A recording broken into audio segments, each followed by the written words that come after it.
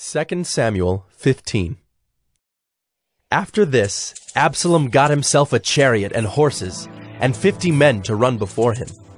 And Absalom used to rise early, and stand beside the way of the gate. And when any man had a dispute to come before the king for judgment, Absalom would call to him, and say, "From what city are you?" And when he said, "Your servant is of such and such a tribe in Israel," Absalom would say to him, "See, your claims are good and right, but there is no man designated by the king to hear you." Then Absalom would say, "Oh, that I were judge in the land! Then every man with a dispute or cause might come to me, and I would give him justice." And whenever a man came near to pay homage to him, he would put out his hand and take hold of him and kiss him. Thus Absalom did to all of Israel who came to the king for judgment. So Absalom stole the hearts of the men of Israel.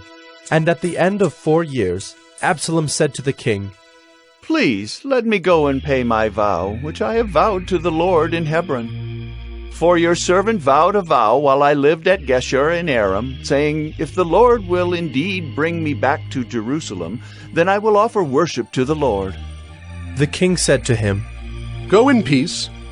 So he arose and went to Hebron. But Absalom sent secret messengers throughout all the tribes of Israel, saying, "As soon as you hear the sound of the trumpet, then say, 'Absalom is king at Hebron.'" With Absalom went 200 men from Jerusalem who were invited guests, and they went in their innocence and knew nothing. And while Absalom was offering the sacrifices, he sent for Ahithophel the Gilonite, David's counselor, from his city Gilo. And the conspiracy grew strong, and the people with Absalom kept increasing. And a messenger came to David, saying, "The hearts of the men of Israel have gone after Absalom." Then David said to all his servants who were with him at Jerusalem, "Arise, and let us flee, or else there will be no escape for us from Absalom. Go quickly, lest he overtake us quickly and bring down ruin on us and strike the city with the edge of the sword." And the king's servants said to the king, "Behold, your servants are ready to do whatever my lord the king decides." So the king went out, and all his household after him. And the king left 10 concubines to keep the house. And the king went out, and all the people after him, and they halted at the last house. And all his servants passed by him, and all the Karathytes, and all the Pelothites, and all the 600 Gites who had followed him from Gath, passed on before the king. Then the king said to Itai the Gittite, "Why do you also go with us? Go back and stay with the king, for you are a foreigner, and also an exile from your home. You came only yesterday, and shall I today make you wander about with us? Since I go, I know not where. Go back, and take your brothers with you, and may the Lord show steadfast love and faithfulness to you." But Itai answered the king, "As the Lord lives, and as my lord the king lives, wherever my lord the king shall be, whether for death or for life, there also will your servant be." And David said to Itai, "Go then, pass on." So Itai the Gittite passed on with all his men and all the little ones who were with him. And all the land wept aloud as all the people passed by. And the king crossed the brook Kidron, and all the people passed on toward the wilderness. And Abiathar came up, and behold, Zadok came also with all the Levites, bearing the ark of the covenant of God.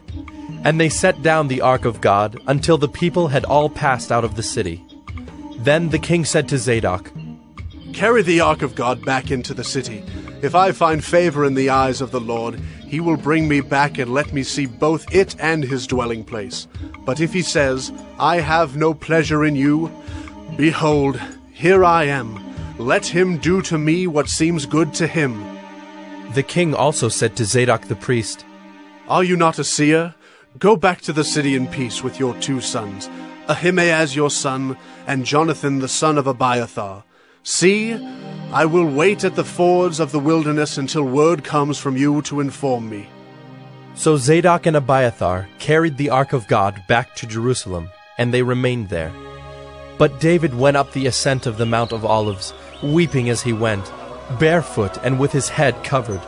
And all the people who were with him covered their heads, and they went up weeping as they went. And it was told David, Ahithophel is among the conspirators with Absalom. And David said, O Lord, please turn the counsel of Ahithophel into foolishness. While David was coming to the summit, where God was worshipped, behold, Hushai the Archite came to meet him, with his coat torn and dirt on his head.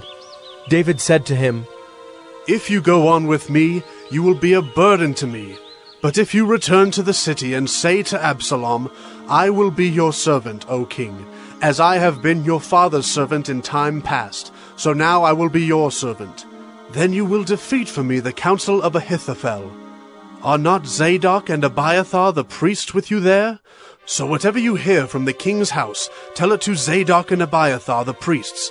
Behold, their 2 sons are with them there, Ahimaaz, Zadok's son, and Jonathan, Abiathar's son, and by them you shall send to me everything you hear. So Hushai, David's friend, came into the city, just as Absalom was entering Jerusalem.